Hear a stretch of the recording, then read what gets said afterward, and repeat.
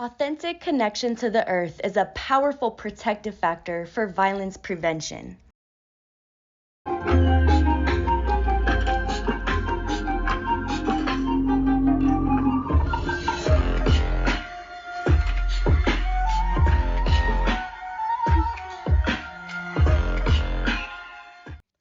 "2020 has hit us like a tsunami and is bringing forth a new wave of change.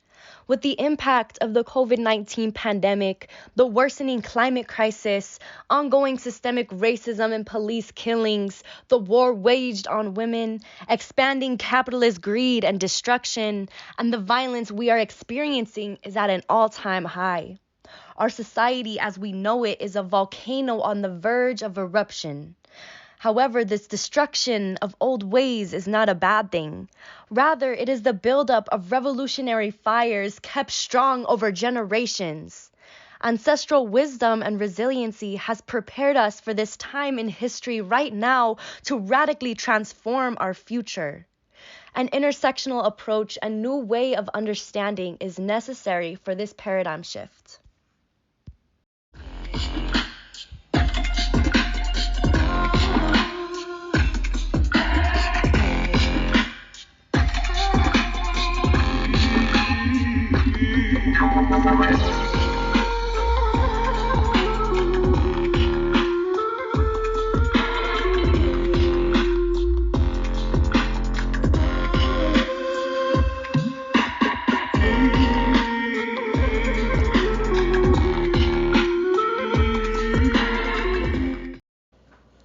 Authentic connection to the earth is humility. Having the ability to understand your awareness and your time and space and the balance of it. Whether it's literally using resources or sources of life around you, but understanding their seasonal balance, understanding their local balance, understanding their physical imbalances and boundaries too, is what helps you personally to learn that physical stewardship, like the actual physical nature of it. The internal nature, I always tell people to try to connect to your indigeneity. Learn who your ancestors were, even if it was the colonized and the colonizer. Because a lot of our cultures relate back to stewardship of the earth and balance of the earth, because we've had no choice to live humbly on her. She's so powerful, ultimately. So humility is key. And a lot of indigenous communities have always used that. That's why there's certain ceremonies that push you to your humility, to really understand your humanities, so you could understand your connection to the earth and that. Oh my sisters, oh my brothers, come together, build the future. Oh my sisters, oh my brothers, join the elders by the fire. I think when you start to see the earth as something other than yourself is where the true disconnection becomes truth. So, like for my mother, she really like waters her plants as if she's watering herself. So having that maintained connection, not seeing, oh, that's a rock over there. Well, that rock is you. Oh, that's an oak tree over there. We can just cut it down. Well, we're cutting a part of ourselves down, a part of the knowledge. And so when we choose profits and capitalism over protecting Mother Earth, we're doing that to ourselves, to our own minds. And at the end of the day, you know, I've been a death doula as well. And life and birth and death, it is like so beautiful, and it's one of the same.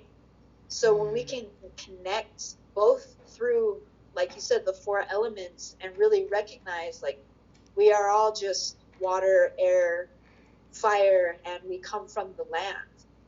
So I think if we look back in these ancestral teaching, not too far back, where how you tend to the earth is how you tend to yourself, because we are of the earth. There is no difference.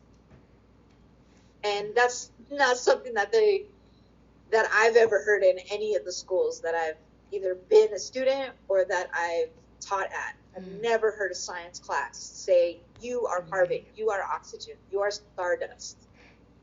So there's this separatism almost immediately.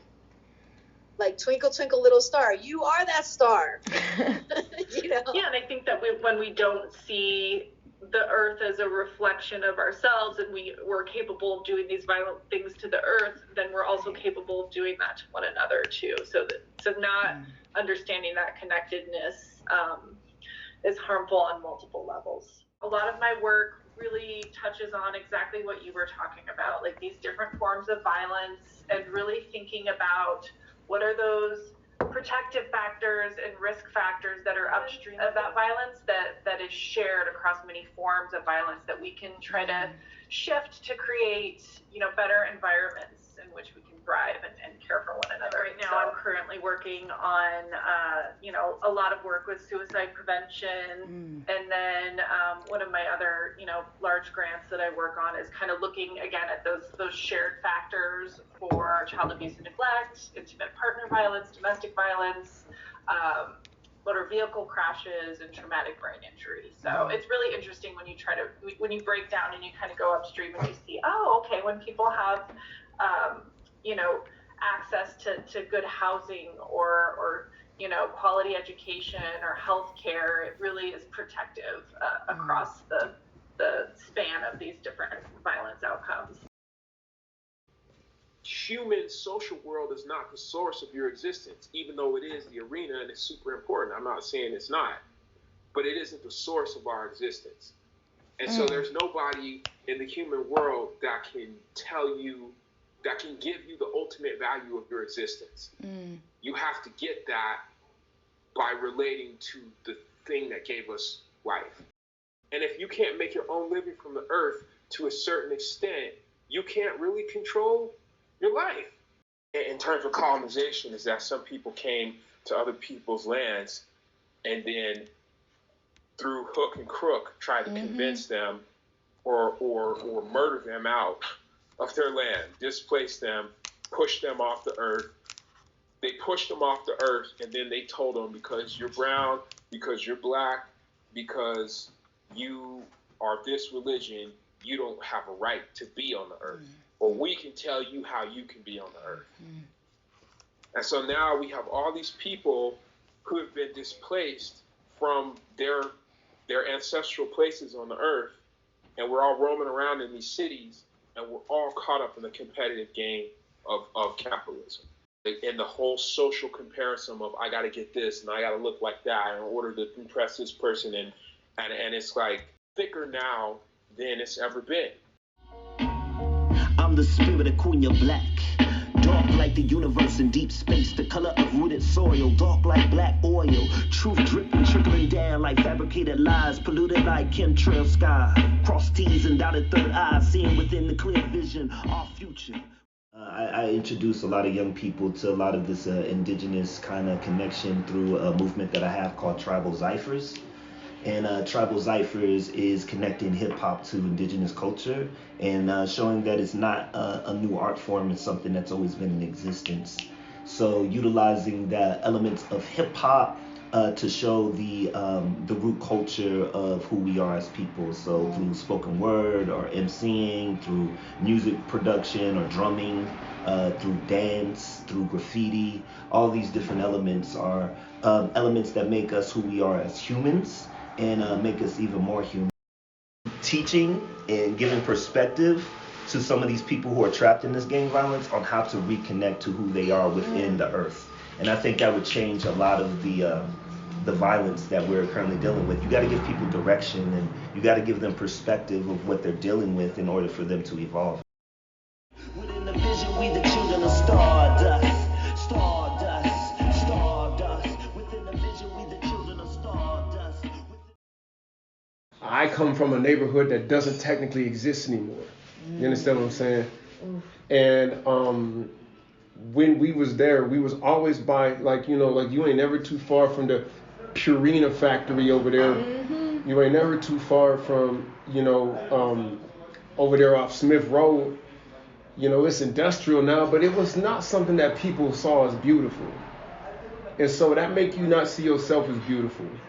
Then you internalize your ugliness, and then you see it in everybody who look like you. So, you know, the hood is made.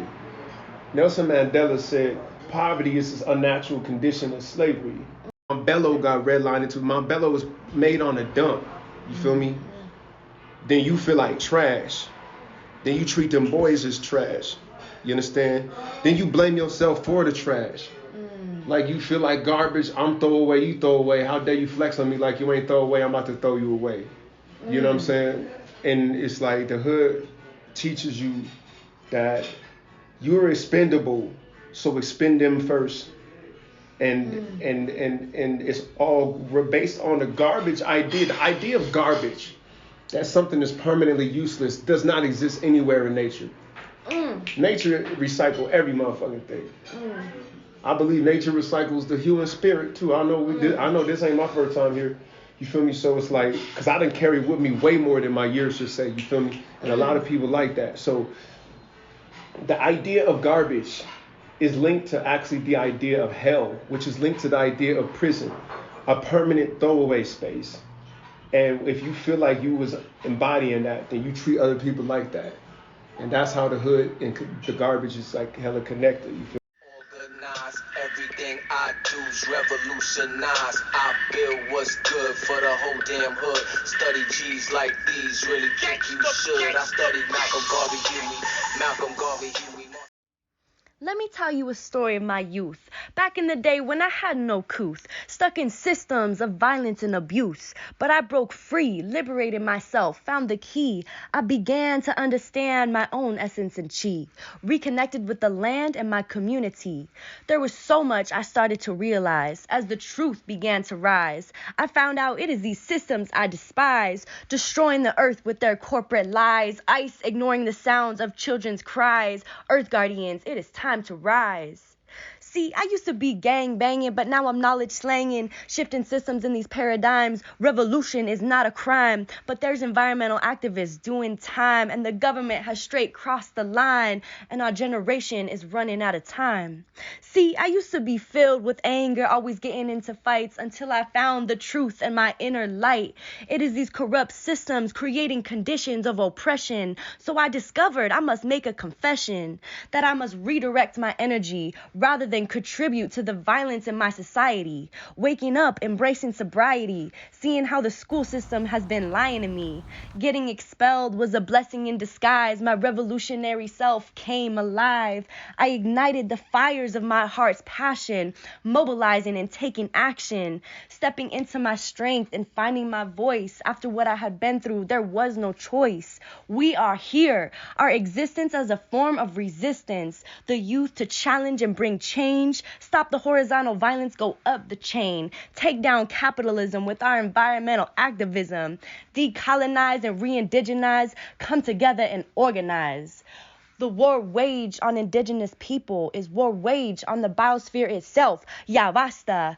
Enough with the destruction. People's disconnection from nature creates this corruption. Estamos aquí para decir no más destrucción y no más corrupción. The wounds of the past must be collectively healed. Our people and Mother Earth are still being killed. Cultural genocide, leaving children traumatized. We must come together and decide. That sacred divine love must overcome all greed. We must work together. All beings must be freed. We are the darkness that yields light, the seed that bears fruit. Our resiliency prevails. We grow from the root. Reparations now. Our people yelling, give me the loot. The reallocation of wealth, investing in people's health. No more profits above humanity. This has been insanity. How can we have a sustainable future when we repeat the pain from the past? GDP, continual growth, and living fast. Like Zapatista Caracoles, we gotta slow it down.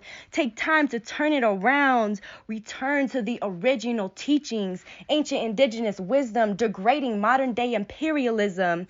Deep ecology to do away with materialism. Cultivating connection with spirit and Mother Earth. Standing in solidarity.